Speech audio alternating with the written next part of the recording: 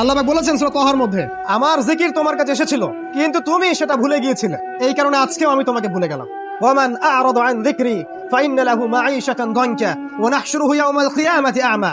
যে ব্যক্তি আল্লাহর জিকির মানে আল্লাহর এই শরিয়া থেকে সরে যাবে, আল্লাহ পাক তাকে অন্ধ করে তুলবেন কিয়ামতের মাঠে। সে বলবে, রব্বি লিমা হাশারতানি আ'মা ওয়া ক্বাদ কুনতু বাসীরা। আল্লাহ আমাকে অন্ধ করে কেন তুললেন, আমি তো পৃথিবীতে দেখতে পেতাম। তখন সেই ব্যক্তি আল্লাহ পাক বলবেন যে তোমার কাছে আমার জিকির এসেছিল, ফানাসিতাহা, তুমি সেটা ভুলে গিয়েছিলে।